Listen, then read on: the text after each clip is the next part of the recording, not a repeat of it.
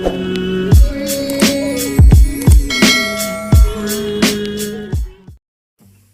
semua, Assalamualaikum. Jumpa lagi bersama saya, Cikgu Tengku dalam video pengajaran dan juga panduan menjawab bagi buku Pendidikan Keselamatan Jalan Raya tahun 1, aktiviti 24 dan 25.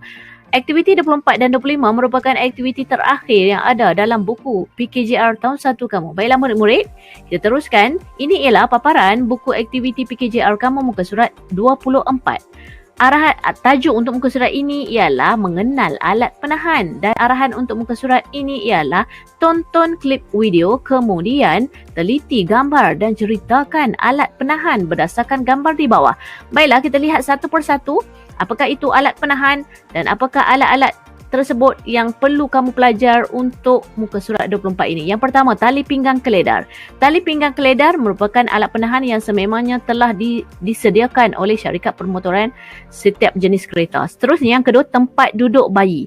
Tempat duduk bayi juga merupakan alat penahan. Walau bagaimanapun, tempat duduk bayi perlu dipasang atau disediakan oleh ibu bapa kamu di dalam kereta untuk diletakkan bayi. Seterusnya, yang ketiga, tempat duduk kanak-kanak. Tempat duduk kanak-kanak juga ialah alat penahan.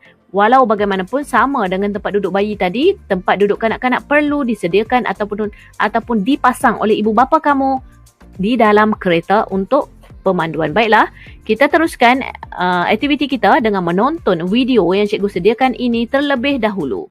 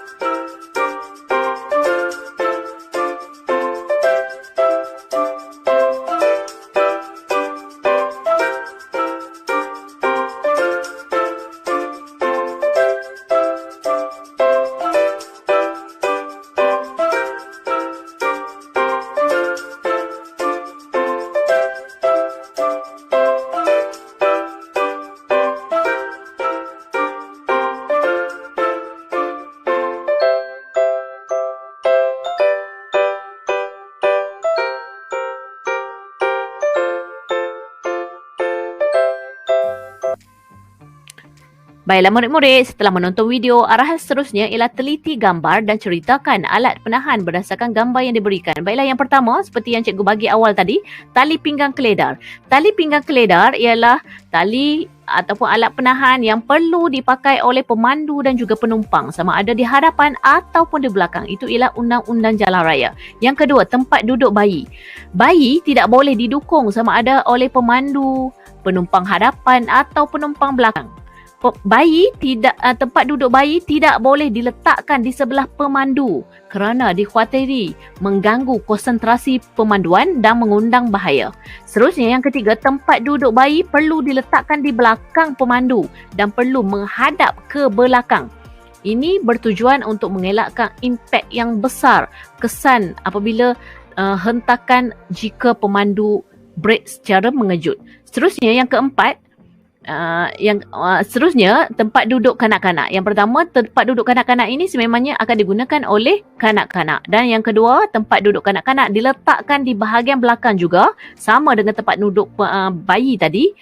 Walau bagaimanapun perlu menghadap ke hadapan kerana saiz kanak-kanak lebih besar berbanding bayi tadi. Baiklah, yang seterusnya kita teruskan aktiviti 25 muka surat 25. Ini ialah paparan buku aktiviti muka surat 25 PKJR kamu.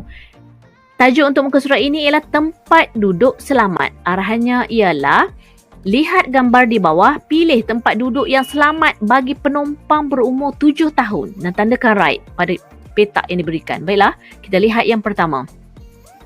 Jika kita lihat dahulu di sana telah diberikan ayat di bahagian bawahnya. Yang pertama, tempat duduk yang selamat di dalam kereta untuk kanak-kanak adalah di tempat duduk belakang. Dan yang kedua, tempat yang paling selamat untuk kanak-kanak masuk dan keluar dari kenderaan adalah di pintu penumpang kiri. Itu ayat yang diberikan oleh buku kamu. Seterusnya kita lihat satu persatu. Yang pertama, di kawasan pemandu, adakah di tempat pemandu ini selamat untuk kanak-kanak? Tempat duduk selamat untuk kanak-kanak berumur 7 tahun? Sudah tentu tidak. Maka tinggalkan kosong kotak itu, tak perlu buat apa-apa. Seterusnya, yang kedua, penumpang hadapan. Adakah tempat duduk selamat untuk murid ataupun kanak-kanak 7 tahun di sini? Jika kita lihat ayat di bawah yang diberikan tadi, memang nyata dikatakan bahawa kanak-kanak lebih sesuai ataupun lebih selamat berada di tempat duduk belakang. Maka tidak perlu tanda right, kita kosongkan sahaja. Seterusnya yang ketiga, penumpang hadapan ataupun penumpang kanan. Penumpang belakang kanan, sebelah kanan.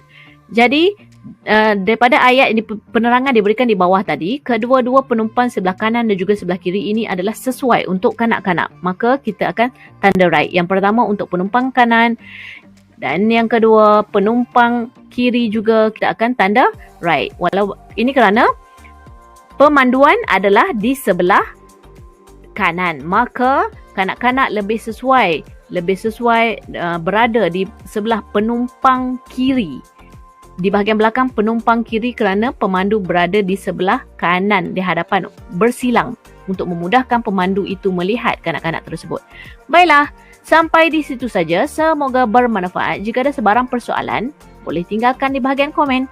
Jumpa lagi. Bye. Assalamualaikum.